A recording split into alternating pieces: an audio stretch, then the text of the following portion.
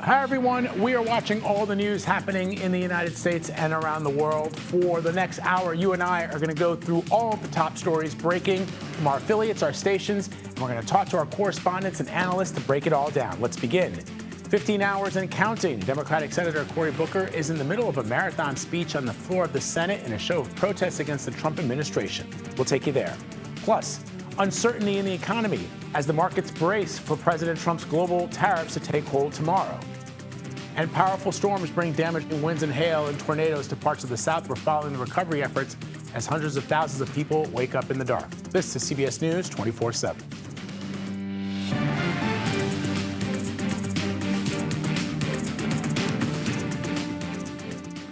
We begin this hour on Capitol Hill, where Senator Cory Booker has staged an all-night speech criticizing President Trump's agenda, and he's still going. Critics have called this a stunt. Supporters say it's an extraordinary display of democracy. Booker took to the podium at 7 o'clock last night, saying he would go on as long as he could because he feels the country is in crisis. These are not normal times in America. And they should not be treated as such. John Lewis, so many heroes before us would say that this is the time to stand up, to speak up. This is the time to get in some good trouble, to get into necessary trouble. All right, let's bring in CBS News congressional correspondent Nicole Killian to talk more about this. So again, Nicole, I mean, he's been going on for almost 12 hours, more than 12 hours now. What's he talking about specifically, and what is he hoping to accomplish here? Well, basically, he is doing this in protest of the Trump administration policies. He has spent the better part of maybe 15 hours now at this juncture really decrying everything from the president's mass deportation plans to trying to dismantle the Department of Education to the closure of USAID. He has also talked about Republican efforts to, in his view, gut Medicaid, Social Security. So you name it, the senator is pretty upset about it. And that is why he is taking to the floor. He's also criticizing Congress to a certain extent as well, particularly more of his Republican colleagues for, in his view, turning a blind eye to what is going on. He accused the Trump administration of trying to weaken the legislative branch and basically accusing Republicans of just sitting by as this is happening. So accusing the administration kind of an illegal power grab, if you will. So that has been kind of the crux of the senator's speech. At times, he has taken questions from some of his fellow Democratic colleagues, but this comes as, Democratic members, voters, constituents have really said, they want to see Democrats get angry. They want them to take more of a forceful stance against the administration. So unclear if this is kind of in direct response to some of those criticisms, but certainly by doing this, it has grabbed a lot of attention. So this isn't considered a filibuster. Explain that to our audience. Yeah, that's right, because basically there's no legislation on the floor right now or a nomination on the floor right now that the senator is holding up. So in that case, that would be considered a filibuster. Basically, what he is doing is just keeping the floor open in a way that they cannot conduct additional business. So the senator has said that he will do this as long as he is physically able. And as I mentioned, he has kind of gotten a periodic assist from his Democratic colleagues, certainly one of the longest records we've seen in terms of holding the floor in a similar manner is the late Strom Thurmond, who went for more than 24 hours. So again, we'll have to see how long the senator plans to go. But he started this speech last night at about 7 p.m. Eastern time. And of course, now we're here at about 10 a.m. So still going strong. He said he has plenty left in his tank. Vlad. Well, he is Spartacus, after all, Nicole. We'll check in with you a little bit later. Thank you very much, as always. Appreciate it. You bet. President Trump is calling tomorrow Liberation Day as he expands his trade war with new tariffs. It's still not clear which countries will be impacted or when the new levies will go into effect. CBS News correspondent Natalie Brand has the very latest from the White House. So the president's expected to announce these tariffs and specifically which countries, but are we hearing anything as far as a bit of a preview as to when they will be rolled out? Vlad, we don't have many details about how exactly this is going to work or details when this big announcement will come other than likely tomorrow. But the president himself yesterday, previewing what he calls Liberation Day, said that some of these reciprocal tariffs could be lower or even, in his words, substantially lower than what those countries impose on U.S. goods. So that's a bit of new information that we received. Now, when pressed, White House Press Secretary Caroline Leavitt said that the administration's team of trade advisors has been presenting the president with individual plans and that ultimately this will be his decision to make. So we are still eagerly awaiting those details. And as you mentioned, we don't have a list of the exact countries or figures, but the president in earlier statements said that this will impact all countries. So you spoke to some U.S. business owners about how these tariffs might impact their customers. What did they tell you?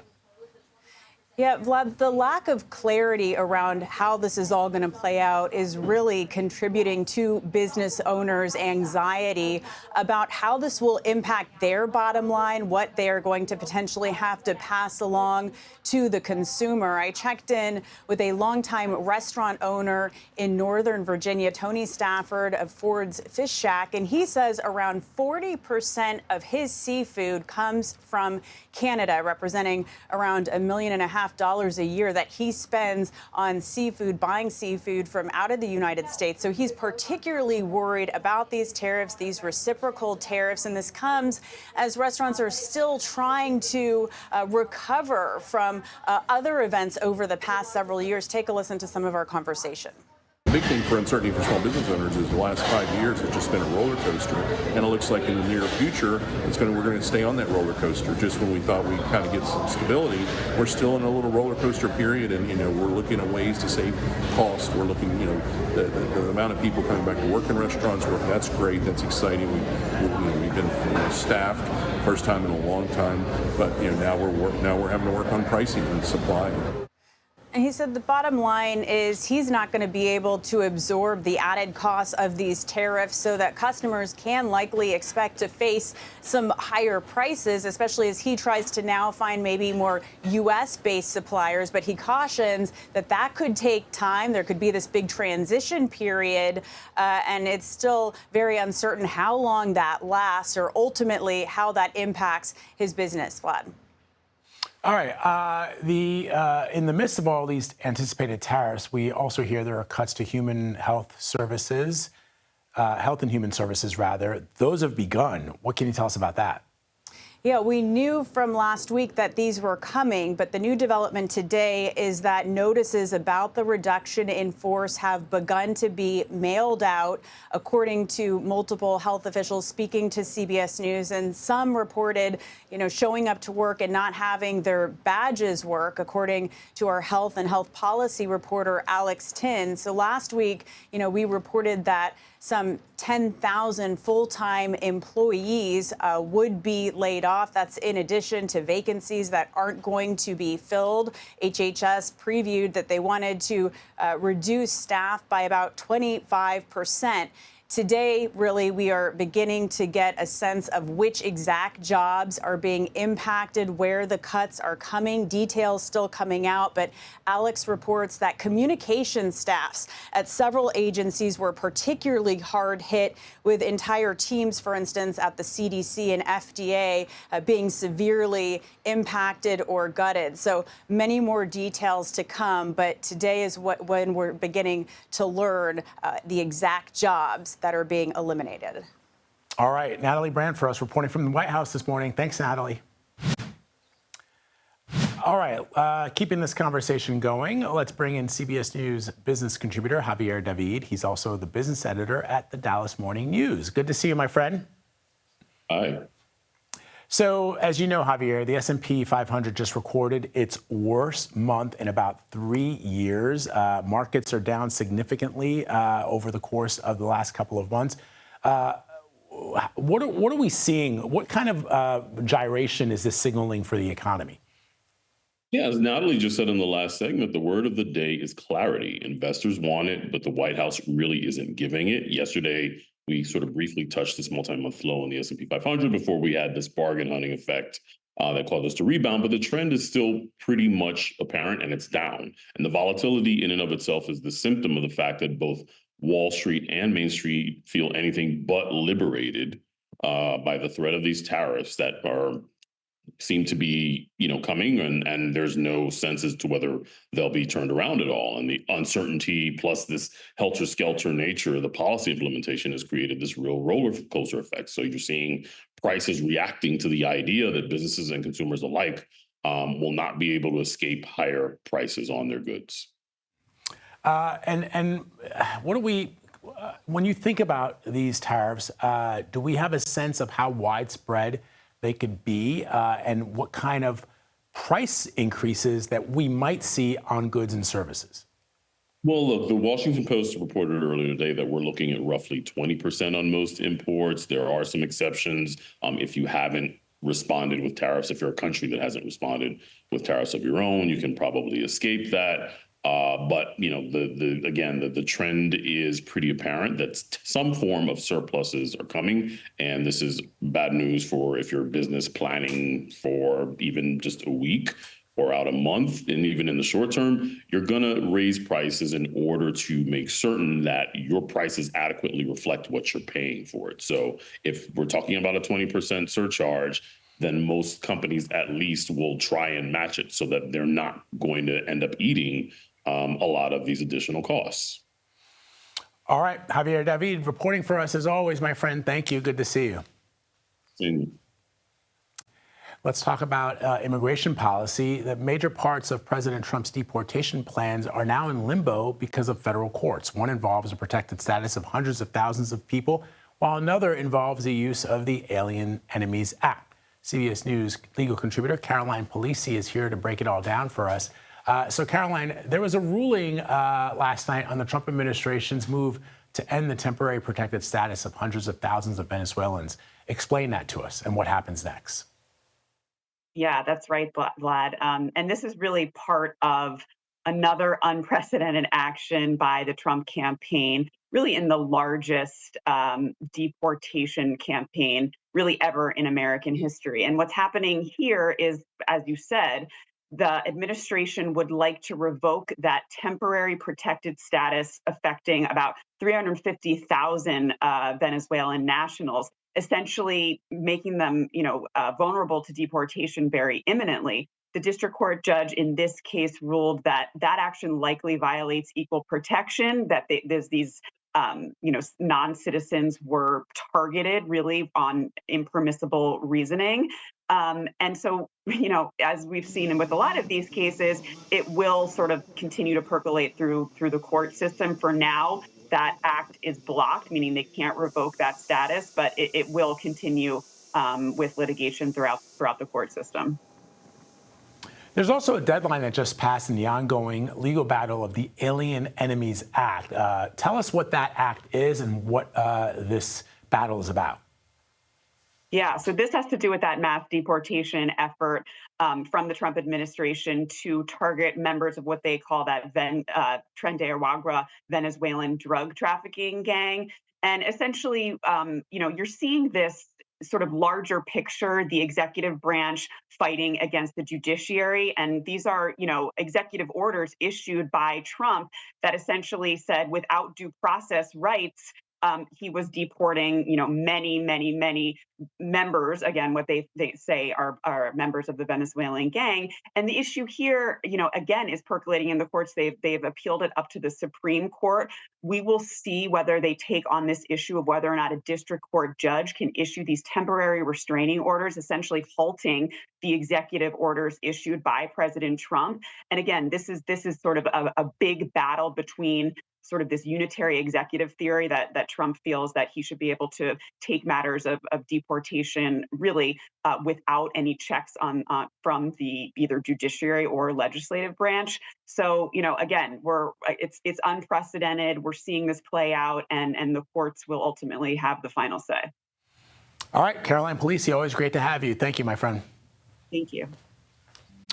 All right, two high-stakes elections are taking place today. We're following both in Florida and Wisconsin. You're streaming CBS News 24/7.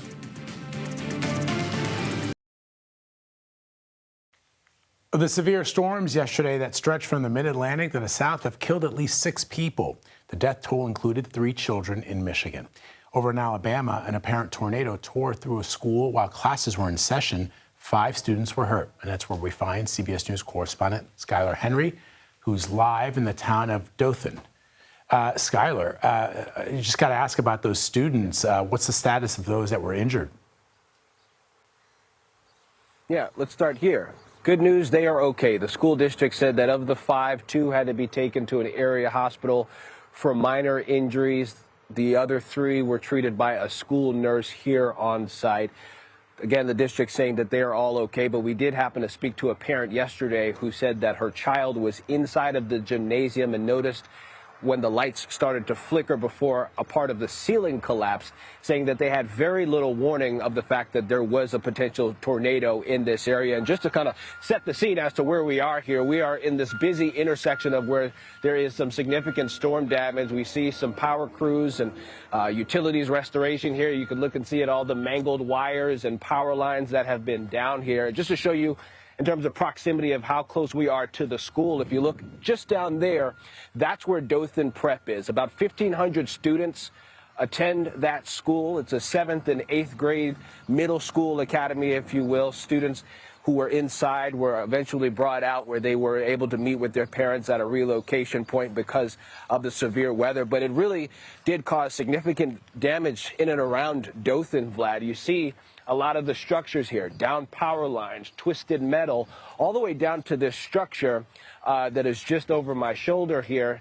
And now people are just getting out, assessing the damage, seeing the extent of it, how costly it will be, and how long it will take to actually recover.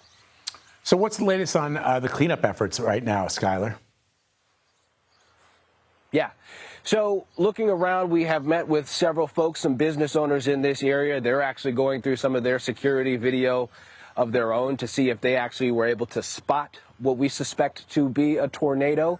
The National Weather Service says that they will be in this area today assessing the damage and also try to determine the strength of what we suspect to be a tornado as well. To that point, the school district says that school at Dothan Prep, where we just showed you, will be closed until they have someone come out to assess the damage. They will not allow students to go back inside of that building. That parent that we told you about before said that her 7th grader was concerned about going inside of that more than 100-year-old structure, ultimately saying that they were concerned about its integrity. So a lot of moving parts here, a lot of questions that need to be answered according to parents in terms of alerts, what people need to do as it relates to tornado warnings and, drills and safety. We also know that there are going to be several power restoration crews in this area as well. We showed you some of them already working to clear this part of Dothan. And then the cleanup as far as down trees, down pieces of lumber as well. We spoke with one mother of 4 who actually stepped outside into the storm unknowingly, saying that she only got the alert on her phone seconds before the suspected tornado touched down. Still, she braved the conditions to drive to go pick up her kids from the school because she said that she was concerned about their safety, and so she was able to do that. She is safe. We included that as well. But just going to show the extent of the damage here in this area, certainly a big cleanup, but everyone feels as if they'll be okay. All right, Skylar Henry for us in Dothan, Alabama. Thank you, Skylar. Rescue crews in Myanmar are still searching for survivors in the rubble of destruction left behind by last week's powerful earthquake. Yesterday, crews found a 63-year-old woman alive. The country's military says the death toll is expected to top over 3,000 people. And the World Health Organization says at least 10,000 buildings have collapsed or have been severely damaged by the quake.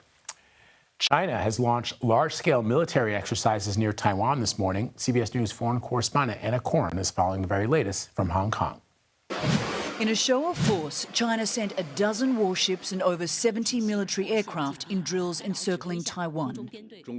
China's foreign ministry said the exercises are, quote, a strong deterrent against separatist forces advocating for Taiwan independence, calling Taiwan's president, Lai Ching-te, a parasite. This is not the first time. Back in May, a simulated attack on the territory included live-fire missile exercises. But today's move comes at a pivotal moment for the world economy, just a day before President Trump's anticipated tariff announcements. President Trump has recently said that an invasion of Taiwan would be catastrophic. So it would have a big impact if something should happen with Taiwan. At the end of his Asia tour on Sunday, U.S. Defense Secretary Pete Hegseth said the U.S. would ensure a credible deterrence across the Taiwan Strait.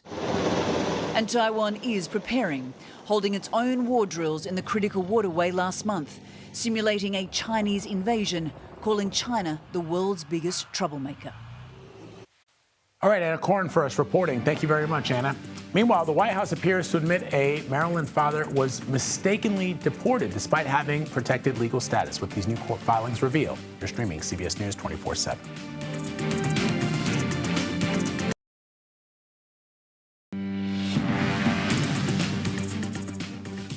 Here's a look at some of the top stories we're following for you this morning. President Trump has signed a new executive order targeting ticket scalpers.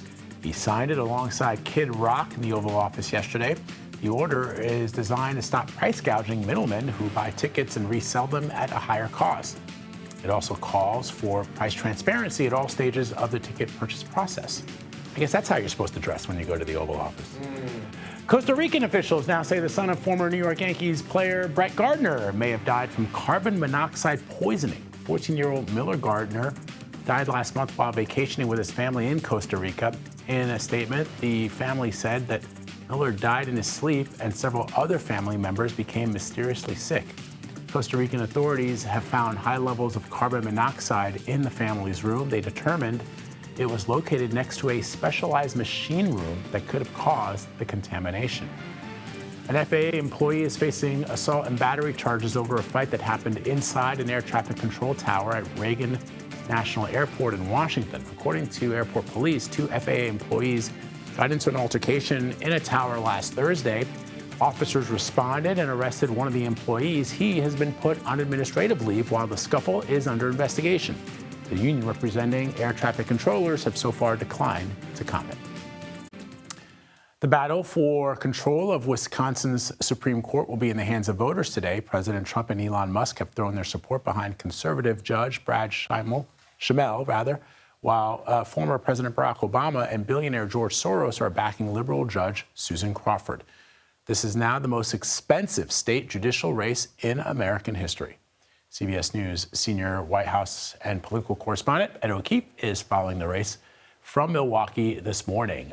So Ed, break down for our viewers why this race in Wisconsin, which is really going to dictate politics in that state alone, is a gauge for what we might see play out in other states. Well, we may not even want to gauge it nationally, but because it's drawn so much money, we can't help ourselves, right? 81 million plus at this point.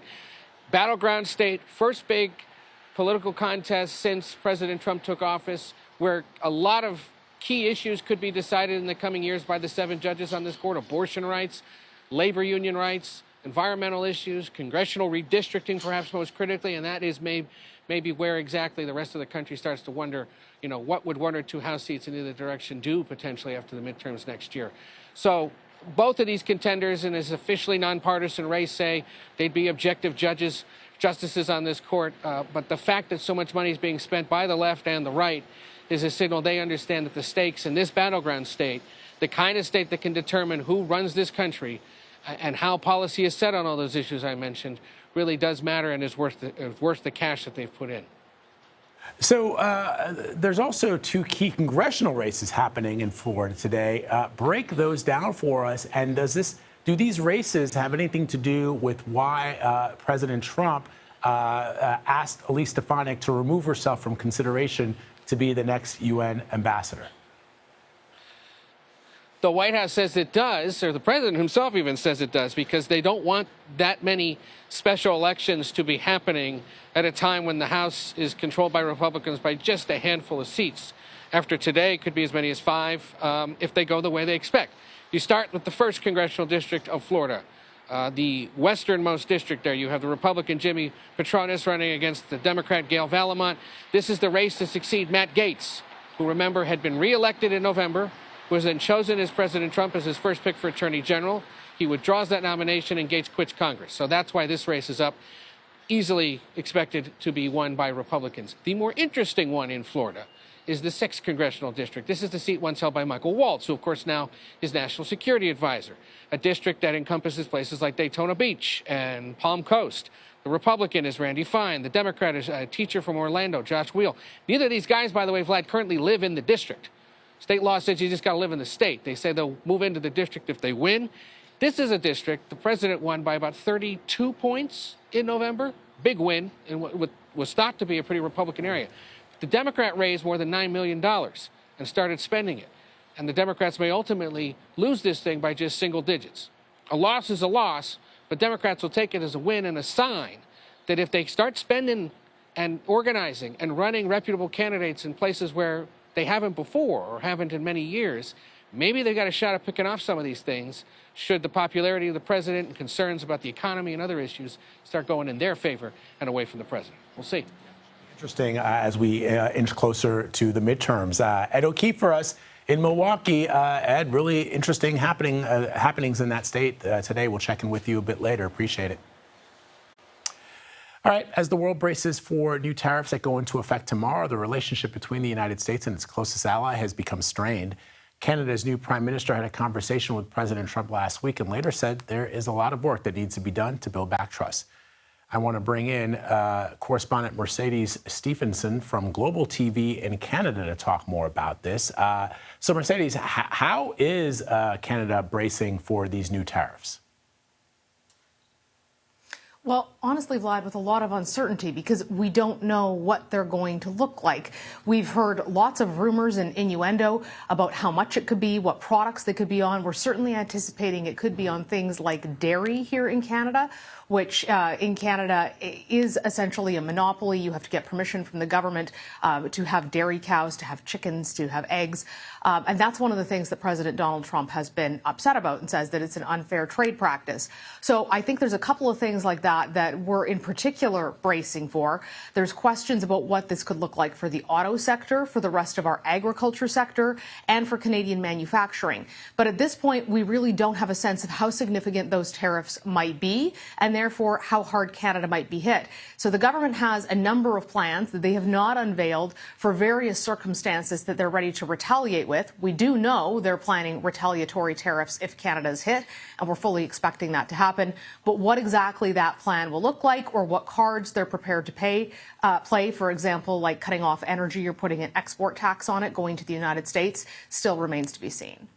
So, as you know, the Prime Minister has slammed President Trump for his insistence that Canada become the 51st state. How is that rhetoric shaping that relationship? And more importantly, I guess, Mercedes, explain to our audience here in the United States how that is leading to a surge. I always felt Canadians were proud of their heritage and proud of their country, but I'm seeing now in my Instagram and in my social media, people proudly displaying the flag, proudly displaying the fact that they're not carrying American products in their stores or buying American goods as a way to signify their patriotism. I've never seen this much sort of overt Canadian patriotism. It's atypical for Canada. The only times we've sort of seen it is around, for example, Afghanistan, when we were losing a lot of soldiers, and people would line the Highway of Heroes, which is where the soldiers were returned home to their families. But Canada's not a country that has sort of the overt patriotism that the United States does. It's much more subdued. It's much more quiet. Well, it has gone fully overt, in-your-face, angry. Canadians feel attacked. They feel that this was a great relationship, our closest friend and ally. We all have American friends and family. A lot of my family lives south of the border. So there was a lot of shock and feelings of betrayal. You can find lists now of how to avoid American products in Canada. The government here is trying to remove internal trade barriers between provinces so that trade can go more east-west instead of north-south. So all of those things have flared, perhaps to the good of the country in some ways. Now, when it comes to the relationship between the president and the prime minister, it has improved. But the reason reason for that is because we have a new prime minister who's currently running, hoping to be elected by the Canadian people. He was sworn in a couple of weeks ago. His name is Mark Carney, and he is a former Wall Street guy. He knows Donald Trump. So he thinks he can handle this a little bit more like a business deal when you talk to people around him. And there was a surprisingly positive call between Prime Minister Carney and President Trump on Friday. We were all shocked when we saw the outcome of what Donald Trump put on Truth Social. For the first time, he wasn't calling the Canadian Prime Minister governor. He was calling him Prime Minister. He said they agreed on a lot of things and essentially endorsed Carney to win the election. Now, what effect will that have on tariffs? If anything, we'll find out, but certainly off to a better start than the relationship between Donald Trump and Justin Trudeau.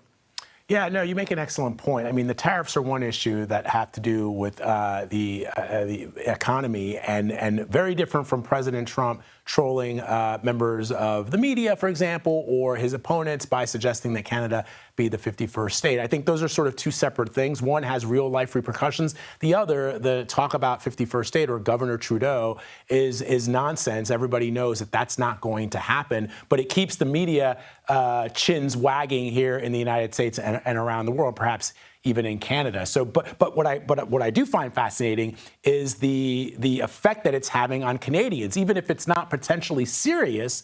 Canadians and taking pride in Canada, and you're right, the level of patriotism that we see in the United States. I've lived all over the world, never see anything like it anywhere else in the world. No one else in the world wears flags of their, flag pins of their country or all the stuff that we do here. But I think it's interesting that it's having the effect that it's having on Canadians and that you are seeing that level of patriotism that you don't normally see. So it's really fascinating stuff. Mercedes, really, really great breakdown. Thank you for joining us. Thanks. All right.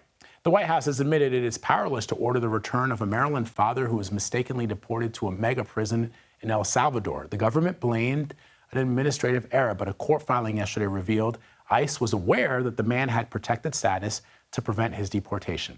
So for more on this, I want to bring in CBS News legal reporter, Katrina Kaufman, who's also an attorney. So it's really great that you're here with us this morning, Katrina.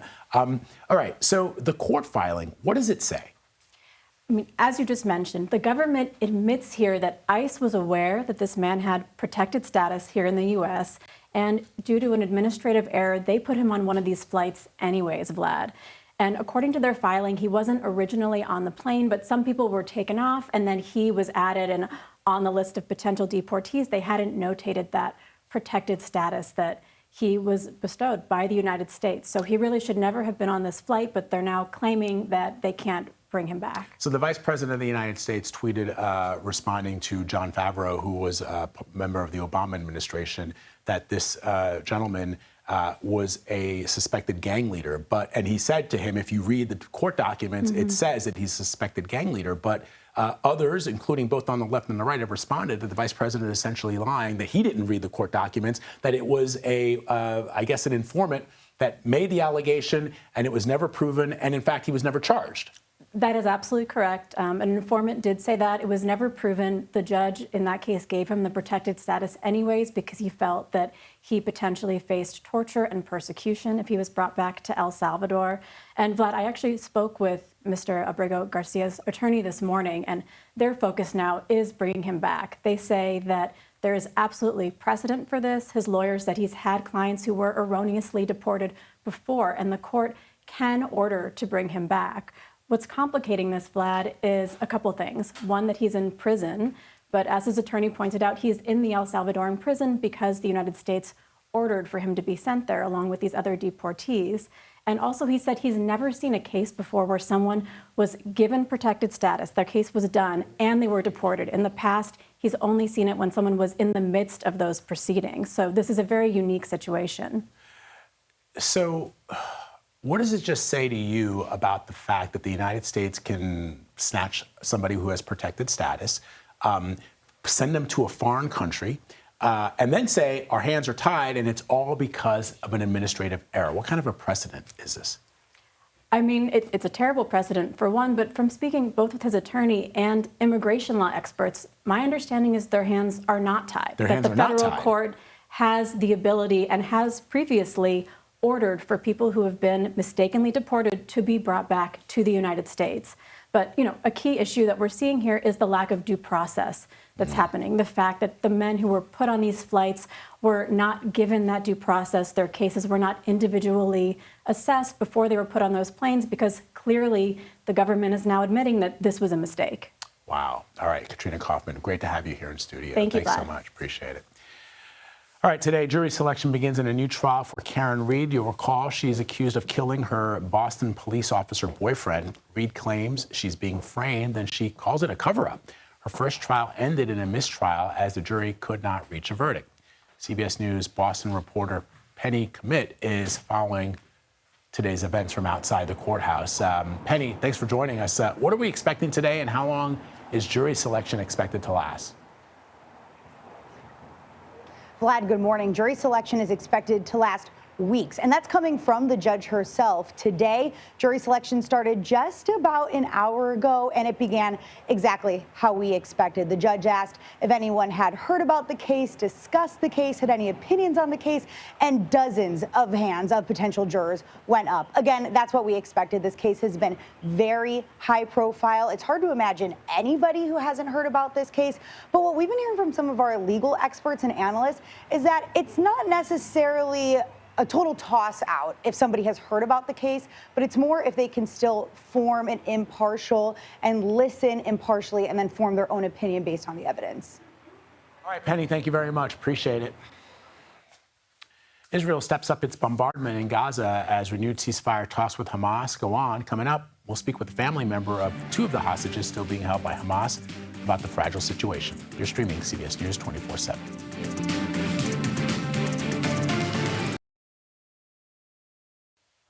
Tensions are escalating in the Middle East this morning. An Israeli airstrike in Beirut killed at least 4 people and injured 7 others.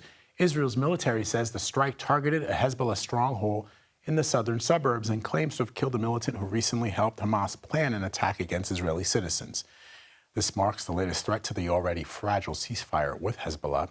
Israel is also pushing forward with its war in Gaza, and in the past few days has evacuated civilians from parts of the enclave. Meanwhile, new ceasefire talks have stalled the release of the remaining hostages. That includes Gali and Ziv Berman, who were kidnapped from a kibbutz on October 7, 2023. The older brother, Liran, has been advocating for their release, and Liran Berman joins us now to talk more about this. First of all, thank you so much for spending some time with us to update us and our viewers on what's happening. Before I even get into the the interview, how are you and your family doing right now? It's not easy. For more than a year and a half now, we are living in a nightmare, an actual nightmare. But we don't have the privilege. I'm not privileged enough to let go. So I'm here in the US to advocate for my brother's release and for the rest of the 57 other hostages. We are doing whatever we can. We don't have the privilege to let go. But it is a nightmare. It is a nightmare. So were you and the family hoping that Gali and Ziv would perhaps be part of that first phase of the release of hostages, or were you not aware as to when they might potentially be released, or even where they are at this point? And once the talks stalled for the second phase, how did that hit you? We knew quite from the beginning of this deal that Gali and Ziv are going to be in the second phase, because they are considered not humanitarian, but I don't know what is humanitarian after a year and a half in the tunnels. But they are not woundedly injured as far as we know. They are not above the age of 60. They are not women. So we knew that they are going to be in the second phase, but regarding the second phase, we know nothing about who is coming out first or second, or I don't know. Right now, we know that there are 24 young males between the ages of 18 and 50 that are presumed to be alive out of the 59 hostages. 24 of them are presumed to be alive, and they are considered in the second phase. But I don't know the list. I don't know in which order the Gali and Ziv are supposed to go out. And I don't know anything right now. I cannot imagine what it's been like for you and your family. What was it? What did you all think about when the fighting resumed after the first phase. And I'm also curious, some of my friends in Israel have communicated with me their displeasure with Prime Minister Netanyahu and the way that he's gone about prosecuting this war in his attempt to get the hostages released. I want to know what your thoughts are on that as well.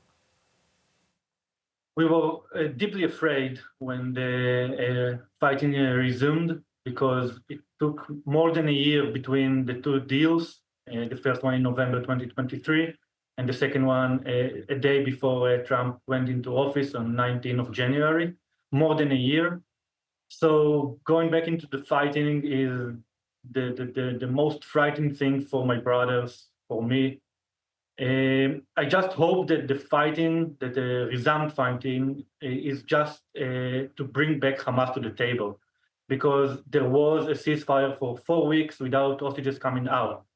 After the first phase of the deal, we waited in a ceasefire for 4 weeks, 4 Saturdays without hostages coming out, and then I'm just hoping that the resumed fighting is just precise tactic and strategic to bring back Hamas to the table.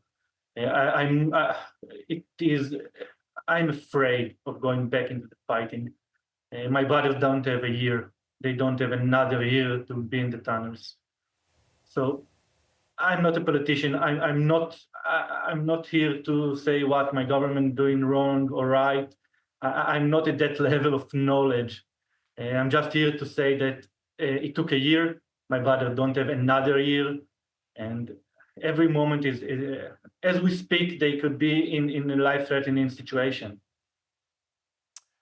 Liran, thank you for sharing your story, your family's story with us. We are hoping that Gali and Ziv are able to come home. We hope that Hamas and the Israeli government will find a way to bring about this second phase of hostage release. Thank you very much for being with us. Thank you very much. Thank you for advocating for the hostages. Thank you. Thank you. All right, folks, we're going to be back in just a moment. You're streaming CBS News 24/7. The women's NCAA basketball Final Four bracket is now set. South Carolina, UCLA, UConn, and Texas will all compete for their shot at the title. It's familiar territory for South Carolina, who took home the championship last season. They are looking to become the first team to win multiple titles in a row since UConn did it from 2013 to 2016. Final Four tips off Friday in Tampa, Florida. All right, weather now. A new storm system is moving across the Rockies and Central Plains just after powerful storms slammed the Mid-Atlantic and the South. Let's bring in CBS News Philadelphia meteorologist Grant Gilmore with a look at the national forecast. Hey, Grant. Hey, what's up, Vlad? Look, I mean, it's April 1st. A lot of April Fool's jokes going on, but this one is no joke. Let me show you this. Let me pull up the map, and let me show you the radar. You've got snow, and a lot of snow going through the northern tier states. This will move east, dropping over a foot of snow across the northern tier states. But then on top of that, you've got a threat for severe weather to the south. Head down south here with me across the Central Plains into the Mississippi Valley. An enhanced threat for not just damaging winds, but strong and powerful tornadoes and very large hail. That's today. Let me put the forecast into motion here and show you how the storm system develops and then progresses as it moves to the east. You've got the snow up into the Great Lakes states, northern tier states. It's April. They're getting a lot of that weather. Meanwhile, the severe weather will continue to advance to the east as we head through the coming days. So you've got a threat for severe weather today. You've got another threat for severe weather across a good portion of the Midwestern states tomorrow. Another enhanced threat for severe storms, really from the Great Lakes all the way south to the Gulf border. And then we'll just see that threat continue to move to the east as we go into our Thursday as well. Let's see if we can get that map to show up here. There it is. Now, this system will stall out as we head through the second half of the week, and that's where we will get into a significant threat for some flooding. So you've got the severe threat from tornadoes, wind, and hail, to then the concern for some very heavy rainfall. Vlad, over 8 inches of rainfall possible across the mid-Mississippi Valley through the second half of the week. Back to you. All right, Grant, thank you very much. That does it for me, folks. But stay right where you are after the break. Mugo Diwe is live from San Francisco with all the news breaking from coast to coast. This is CBS News 24/7.